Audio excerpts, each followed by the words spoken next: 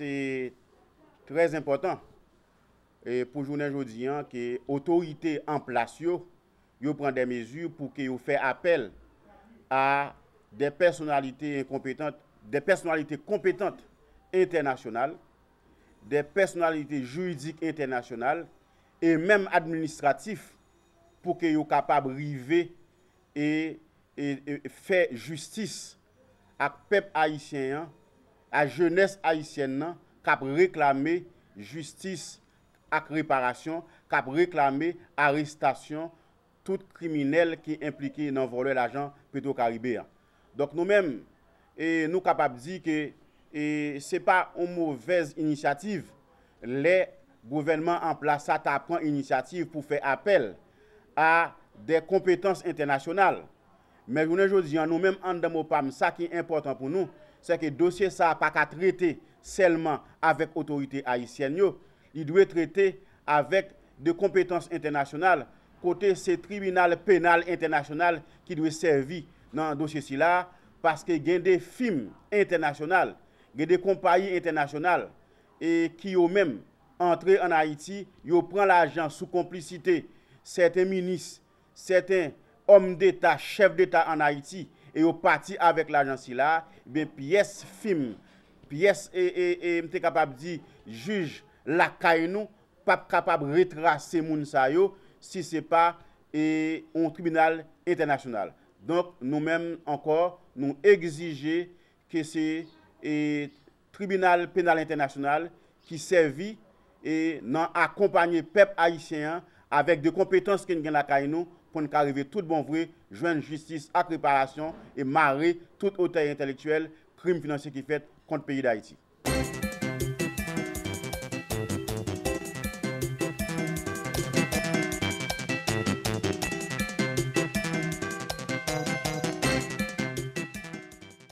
À niveau de tout le monde, la qualité de l'air, c'est une problématique qui est de plus en plus importante. On voit qu'en 2016, l'estimation est qu'il y a eu environ 4 200 000 morts prématurées qui ont été dues à la mauvaise qualité de l'air. Seulement dans la région des Amériques, on peut estimer cette quantité aussi dans l'année 2016, environ 330 000 morts prématurées.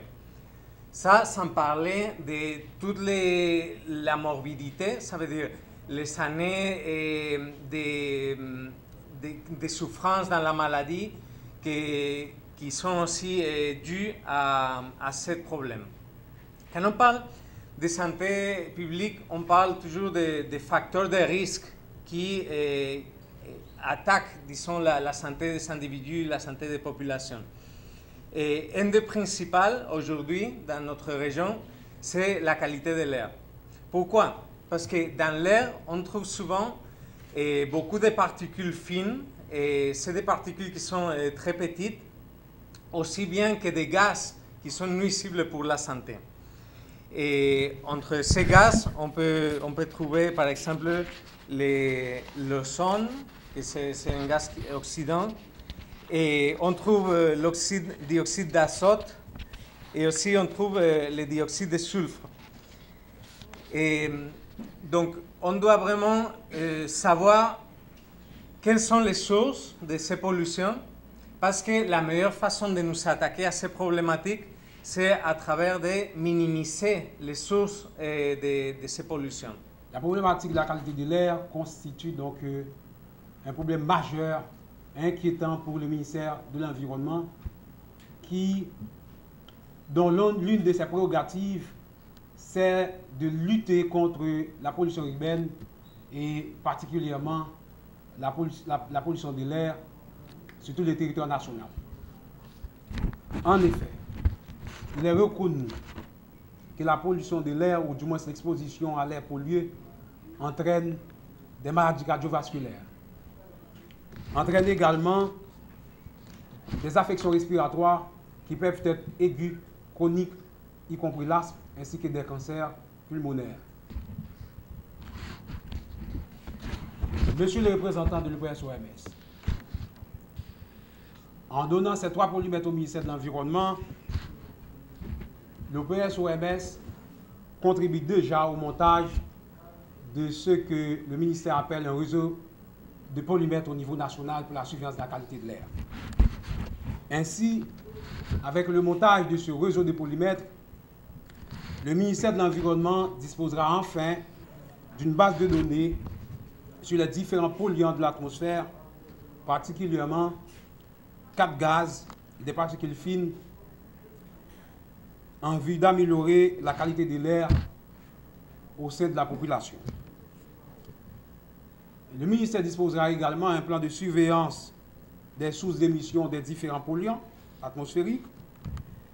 Le ministère élaborera en quelque sorte donc des valeurs limites et guides pour la qualité de l'air et une cartographie de bruit sera donc élaborée en vue de réduire les nuisances sonores. Parce qu'il faut dire que les polymètres, ces polymètres-là ont un avantage parce qu'il y a une sorte de couplage entre le polymètre et donc un sonomètre qui est là pour mesurer les nuisances sonores, comme vous le savez aussi bien que moi.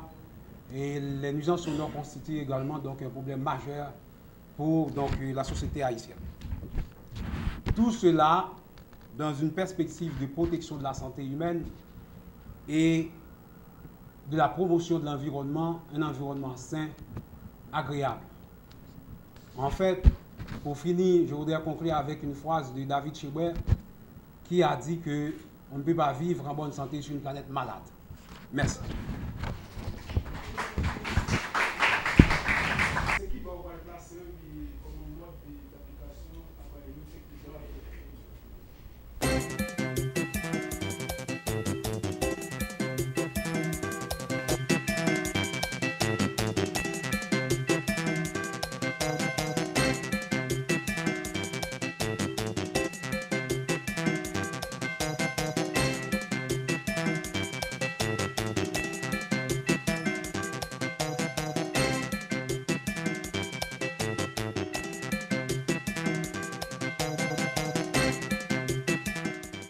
Constitution 1987 la garantit liberté réunion et association, même si droit ça yo violé très souvent.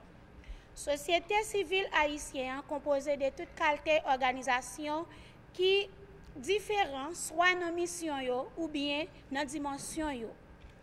Société civile la vin plus active dans question des femmes droits et puis yo tourné gardien cap veiller sous violation droit moun. Malheureusement, mécanisme officiel gouvernement mettait en place yo pas encourager bon genre dialogue dans mi-temps institution l'état yo ak société civile organisée moun handicapé yo. Ça yo qualifié ou bien yo relati organisation yo toujours exclu ou bien oublié yo.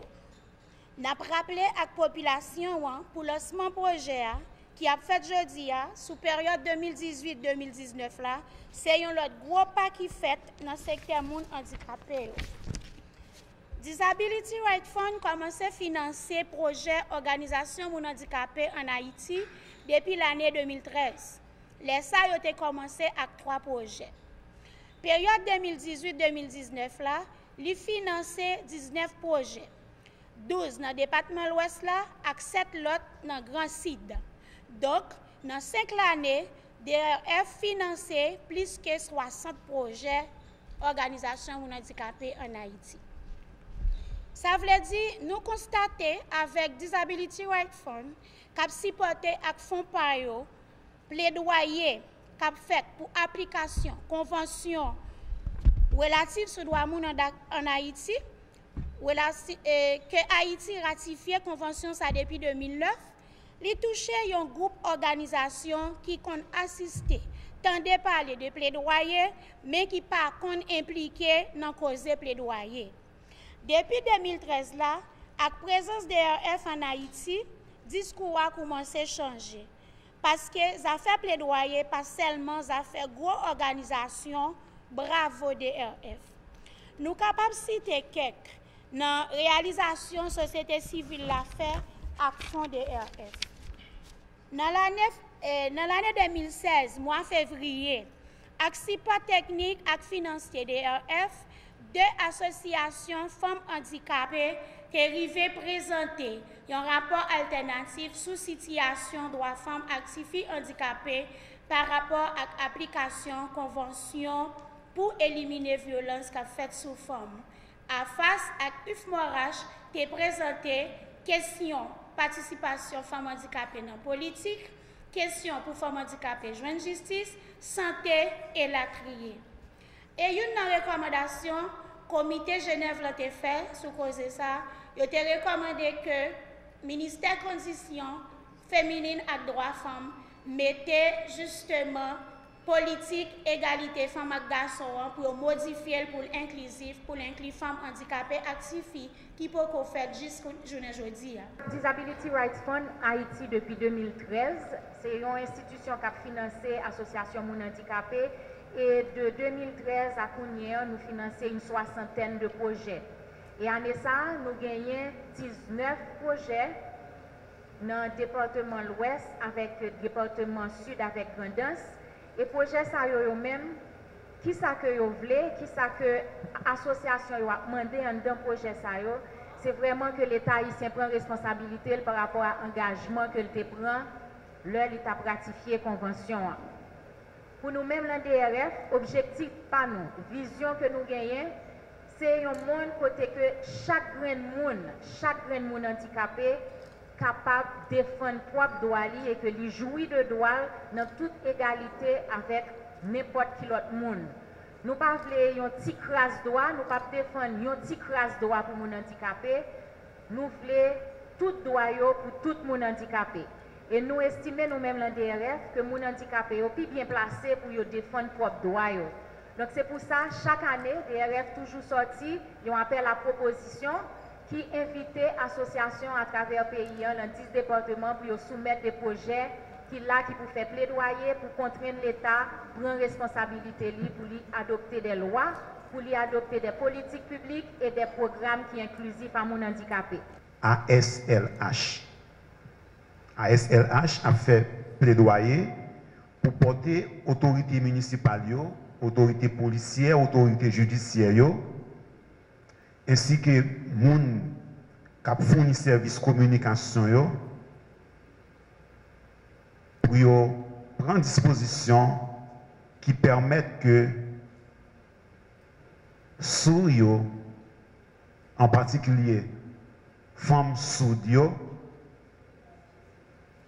joignent bon genre d'informations en termes de communication et qui sont capables de servir protection contre violence.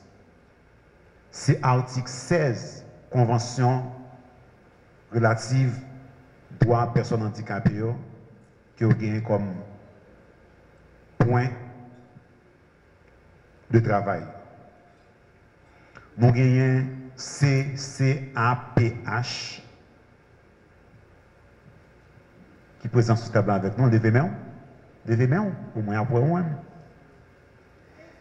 CCAPH. Levez main. OK. CCAPH a fait plaidoyer en faveur d'un processus électoral accessible, inclusif, qui doit permettre inscription électorale, accès à l'information, droit de vote pour personnes handicapées, conformément à l'article 29 Convention des Nations Unies. Qui est-ce nous? Nous c'est CNDDH, Centre national de défense des démunis et handicapés, qui a mené un plaidoyer pour permettre que trottoirs, transport en Haïti arrive accessible à mon handicapé, notamment il a mené plaidoyer ça dans la zone Carrefour. Et c'est sous base article 9 qui parle d'accessibilité et article 19 qui parle d'autonomie et inclusion mon handicapé dans la communauté. Qui est-ce nous? Nous c'est Club Zarien, CZ. Cap mené plaidoyer dans la communauté sous accessibilité, droit personnes handicapées gagner pour aussi qu'il est libère, sans danger, et sous réhabilitation, réadaptation, conformément à l'article 9, article 20 et article 26 Convention. Qui est-ce nous? Nous c'est OEDHH, Organisation des enfants handicapés et démunis d'Haïti. Moi-même, ici à me représenter CHA, Société haïtienne d'aide aux aveugles. Nous coopérons avec DAF, Fonds pour les droits des personnes handicapées, et nous-mêmes, nous avons un projet qui concerne par exemple la mise en place dans plusieurs communes, dans le département de l'Ouest et également dans le Nord, de ça les commissions communales d'accessibilité. Ok? Alors, pour qui ça nous pense à l'idée ça? C'est que Gomba qui arrivé, loi existait, cadre juridique de protection des droits des personnes handicapées existait, mais ça nous constatait dans la pratique, mon cher loi n'a pas appliqué effectivement. Donc cela veut dire que mon handicapé, mon cher, pourra bénéficier de batailles que nous menons pour que nous arrivions à une loi.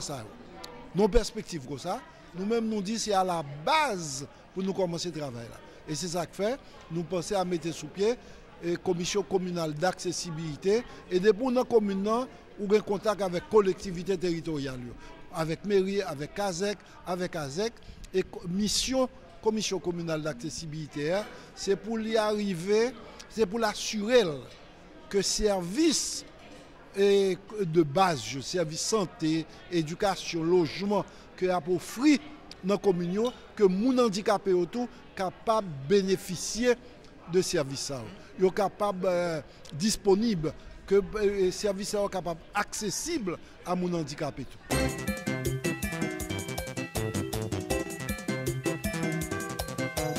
Vol Téléguinée, Kadel Janvier. Chaque jour, tout un jour à 4h. Le matin à 8h. À midi, midi tapant. À soir, 8h. Télégamme, Téléguinée Magazine, chaque dimanche, 4h de l'après-midi. Nouvelle Téléguinée, sans commentaire, sans voix monter, Kadel Janvier.